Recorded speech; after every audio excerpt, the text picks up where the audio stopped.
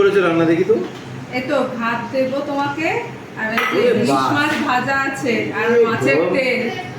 হ্যাঁ, ইলিশ মাছ ভাজা আর মাছের তেল দিয়ে তোমাকে গরম গরম ইলিশ ভাজা আর মাছের তেল জমে যাবে তো খাবার আজকে।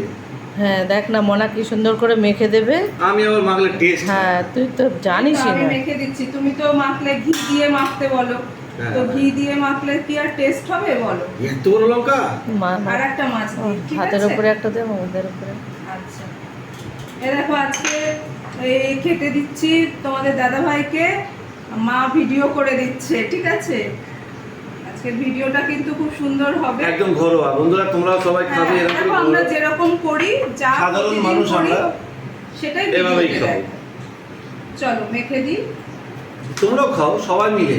আর ঘরের মতো তো তোমরা আমাদের বন্ধুর পরিবার, তা পরিবারের সদস্যদের সাথে কোনো রকম ওই লজ্জা নেই।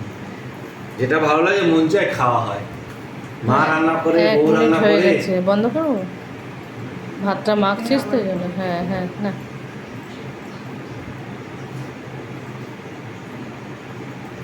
দেখো কত সুন্দর করে মাখছে। হুম। মাখা হয়ে গেলে তারপরে আবার অন্য। দেখ কি সুন্দর মাখা হয়েছে, দেখেছিস? দেখো মাছটাও ছাড়িয়ে দিতে হয়, হ্যাঁ।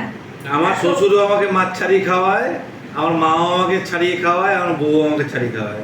না, খেয়ে দেখো তো, আগে একটু খেয়ে দেখো তো। হ্যাঁ, ভালো হয়েছে। আমার আমি বন্ধুদের নিজেও বলো পারি। আগে তুমি যে কেমন বন্ধুরা হয়েছে। সবাই তোমরা এই টেস্টটা করে দেখো।